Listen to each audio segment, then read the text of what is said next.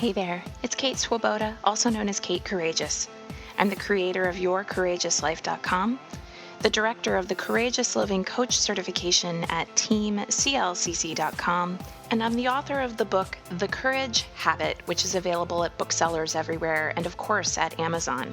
And as you might have guessed, I'm the host of this podcast, the Your Courageous Life podcast. We're going to talk about going after what you want and living a more courageous, emotionally resilient life. I might drop a couple of F-bombs, so don't listen with your kids in the back seat. And here we go.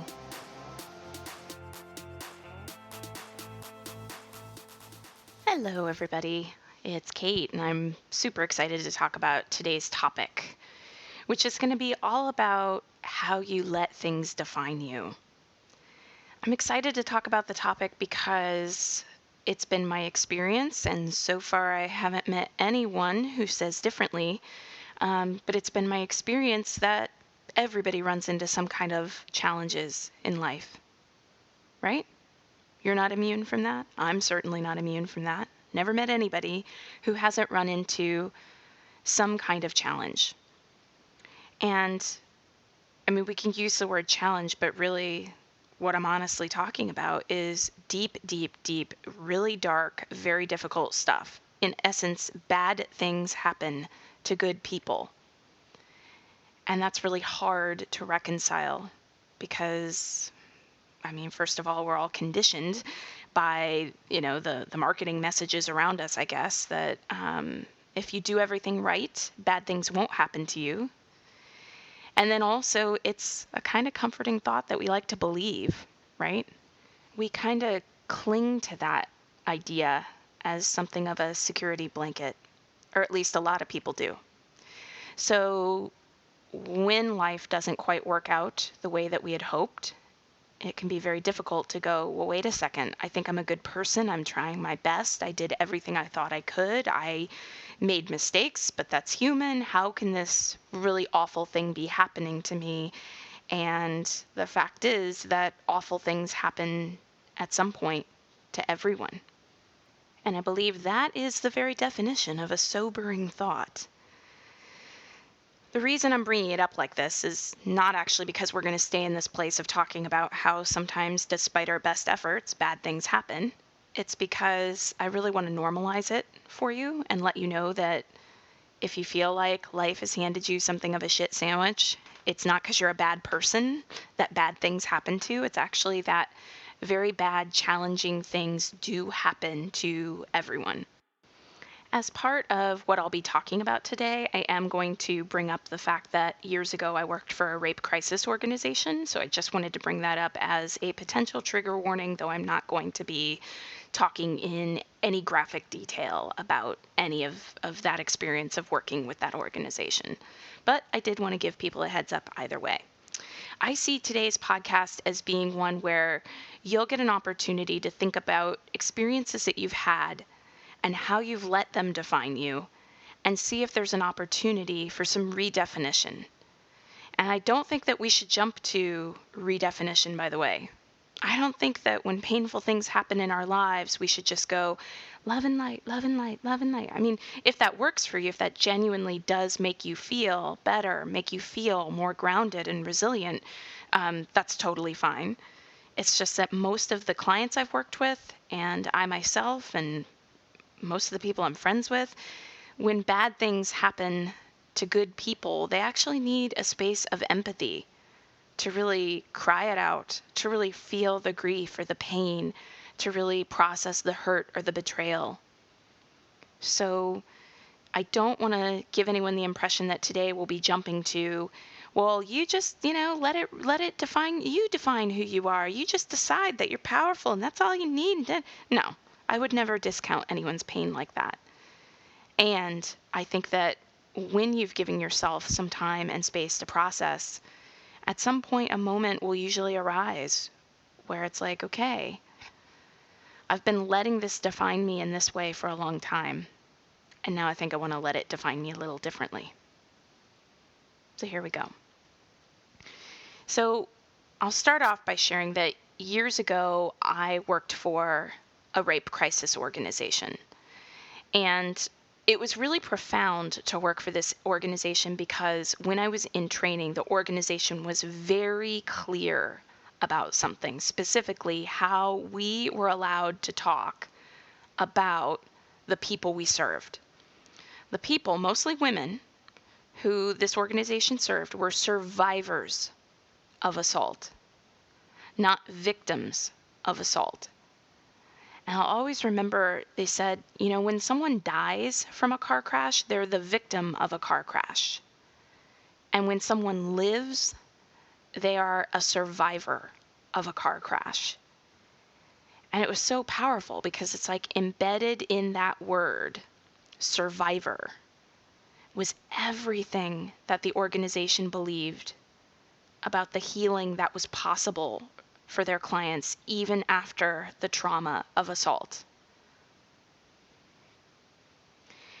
And, that's not the only place where a little redefinition has come in handy. I at one point had dislocated a bone in my foot. In case you're wondering, no, it doesn't feel good. Um, if for some reason it just wasn't healing to a degree where I could walk normally for a while, um, to get back to running again, which I love. And, I was waiting out this foot injury, walking around, I was having to like sit on a bar stool at my kitchen counter or kitchen sink in order to do my dishes. I couldn't stand really. It hurt so much. And I was just like, but I'm going crazy not being active. So, you know what, I'll sign up with a personal trainer at the gym. I'll do some strength training while I can't really walk right now, can't run, but I'll do this strength training. So I sign up for a personal trainer session at the gym, and guy says, oh, well, once you get a foot injury like that, that'll never heal. And this is some, 20-something dude who, the benefit of hindsight all these years later, I'm like, yeah, he spent most of his time checking his phone while I was repping, so he was not really very interested in supporting me through this. But the fact that he said that, well, once you get a foot injury like that, it'll never heal. I remember, like, I felt this fear go through me. It was like elevator dropping sensation of like, like, was that like never ever? I felt kind of wild and kind of crazy. And at some point, after ruminating on it for quite some time, thankfully, my deepest wisdom entered. Let's not give that kind of power to the guy who spent a few months in a personal trainer certification class. Go see another doctor.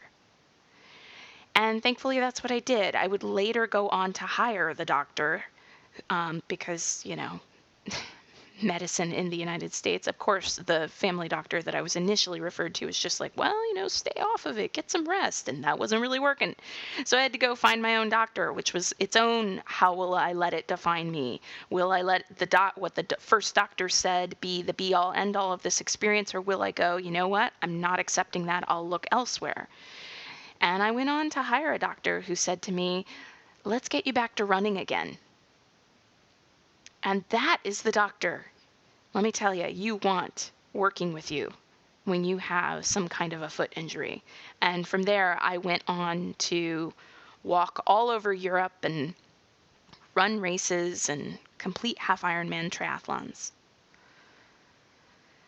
And I'm thinking of another time, right?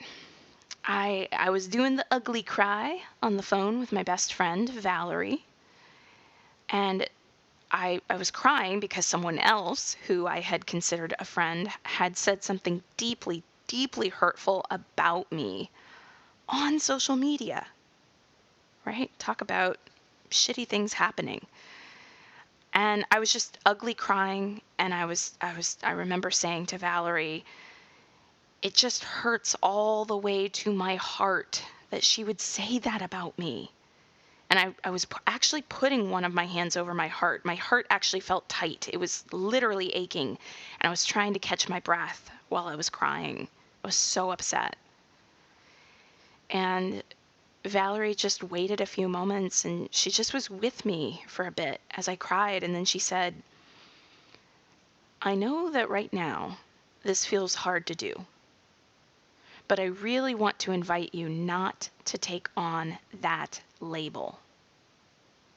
The label that this other person had put on me on social media that I had found so painful. I mean, think about this. What beautiful words. I would really invite you not to take on that label. Where in your life has someone ever called you a bitch or said you're too controlling or otherwise said that something was wrong with you and you took on that label? They said it, so you assumed it must be true. Who are the people who raised you who might have done that? Who are the people who critiqued you and made you think you couldn't? And as I was processing this friendship breakup, I would hear Valerie's voice in my head as I was going through that. And I would really invite you not to take on that label. And what she meant was the choice, the opportunity was before me to define myself rather than take on a label and be defined by anybody else. And then my favorite story to tell of redefinition is actually this one. I was talking with someone about an autoimmune diagnosis that I had received years ago. I was diagnosed with an autoimmune disease. And I shared with them that I had decided, and I do mean I made a decision, that at some point I'm going to go in for the routine blood draws and the doctors are just going to find no evidence of an autoimmune disease whatsoever. It's just going to be inexplicably gone, even though current medical research says this isn't possible. But the thing is, guys, it is possible. Someday, I'm going to run some blood work and nothing will be there. Nothing. I know this. This is not some law of attraction thing I tell myself, hoping for the best. I'm aware of how I sound, by the way. I feel really clear whenever I say this to people that some people are very skeptical, and I'm just like, they can be skeptical. I know what's true for me. It's what I wholeheartedly believe. I believe it like I believe that I am saying to you this, this stuff now. I do not know how. I only know it is true that this will be my experience. And I gotta tell you, coinciding with my decision about this, that this was my life and my body, and I get to decide whether or not that diagnosis will define me or my health or what I'm capable of. Coinciding with that, I stopped being symptomatic. There's so many other examples I could share of how the way that we choose to define something, the power we give the label, the word choice we use can make all the difference. I think of money too, by the way. When I grew up, there were periods of food insecurity, money was super tight, utilities being turned off. But I'm really grateful. I'm genuinely grateful because not having money and doing without, being treated differently for not having money, taught me so much about who I wanted to be and how I want to use money in the world to help other people. And I can just honestly say, like Oprah, wouldn't take nothing from a journey now, right? I'm not saying as well as Oprah. I'm aware of that. But still, the point being that I wouldn't trade it. I wouldn't trade it. So redefinition, the label that you adopt, how you let something define what you're capable of. You have a lot of choice about that. But here's where I'm going to tie it to what I said at the start of today's podcast. This is what I know to be true about getting to these places where the hurt, the pain, the setback, the failure will not define you. You have to process all the way through the stuff that hurts first. You have to process all the way through the pain first. I did not walk straight from the events that caused the pain over to saying, well, I'm just gonna not let this define me because, it just makes more logical sense that way. No. If you really want to get to a place where you and only you will define you, first you're gonna need to pay your dues. That's just human. You'll cry and you'll ruminate, and if you're like me when you're stressed out, you'll get insomnia. I hate insomnia. Um, you'll probably scream into some towels. You'll probably confess your deepest shame to your best friend. That's what it looks like to pay those dues, to go all the way through the pain.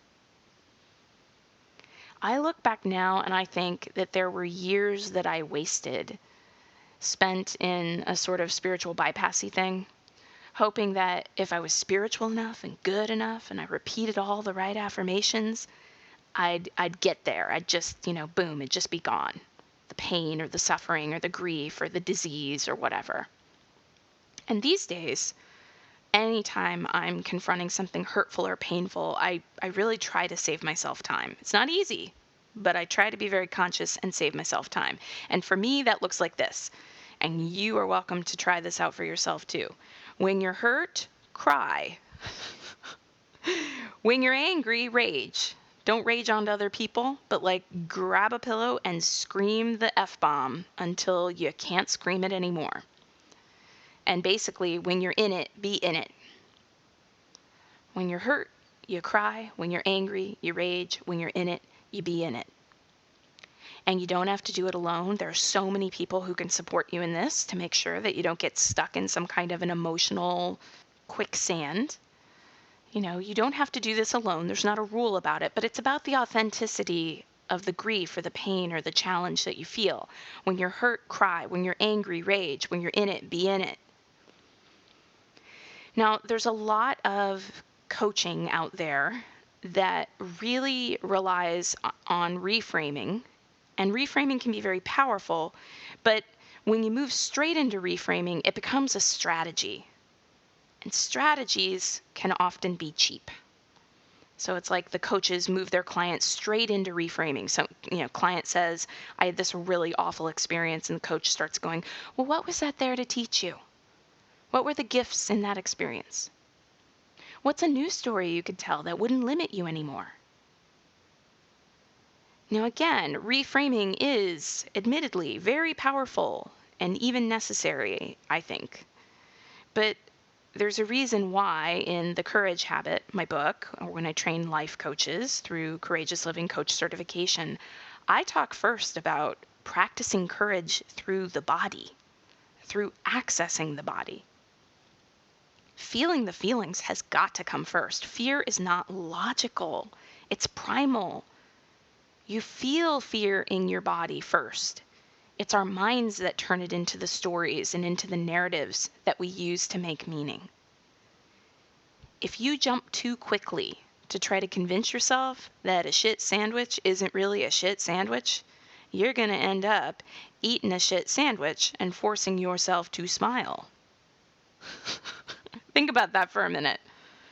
That's how I've always felt when someone tries to coach me towards redefinition and power and vision before I've had any room to receive some empathy for the very real hurts of the experience. And in case you want to add to your your podcast obsession, the Craft of Coaching podcast is another one that I do that is completely and totally devoted to, as you might guess from the title, the craft of coaching. And this is something I talk about in that podcast, why coaches need to stop trying to push their clients towards pithy affirmations and instead come up with ways of helping clients to process their pain. So here's where we land with that. How you let any person or circumstance or experience define you is up to you. But it's important not to try to bypass the pain so that you don't unintentionally become a victim of the pain. Reframing is a strategic move when it's what you jump to. It's a powerful move when you have truly been supported in feeling what's authentic and real for you. When I think about how I've gone through this process of defining myself, and when I think about what I've witnessed with coaches, and what I think about when we've supported people in the Team CLCC cohorts, I think about how who I've surrounded myself with has made all the difference. Because sometimes we get lost in that fearful place, right? And when we get lost, we need someone else to go, hey, over here, Don't get lost over there. It's like I need the friends who let me cry versus the trainers who make the flip pronouncements. And as you get older and more practiced, your picker is going to get better for who you let around you, which does really help.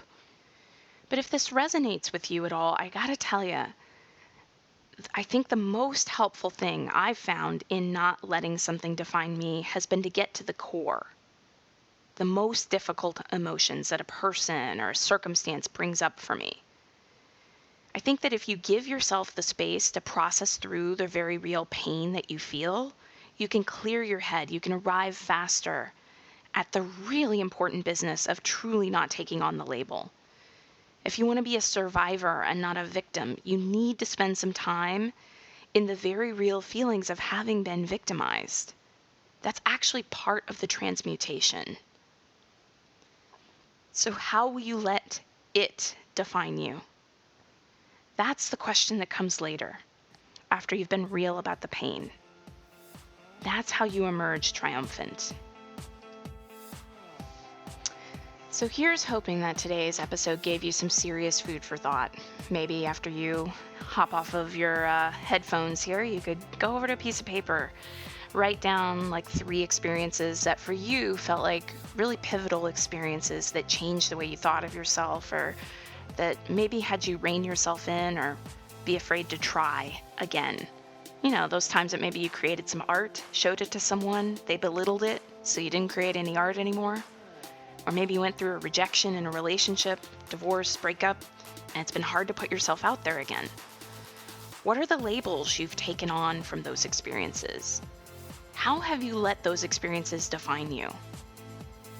And is there any room in there for you to step into a redefinition?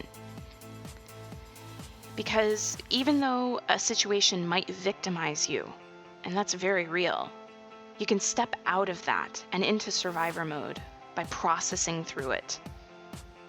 And I think you'll be really, really amazed at what you can create for yourself in that space. As always, I love, love, love doing the podcast. Thank you so much for listening. I hope that we can connect on social media, Kate Courageous on Instagram, Your Courageous Life on Facebook. And if you want a bunch of bonus resources that come with this podcast, head on over to yourcourageouslife.com/begin and sign up for the newsletter, and you will get access to an entire library of amazing audios, videos, worksheets. I got it all for you, baby. Thank you so much for listening as always, and here's to you and your redefinition.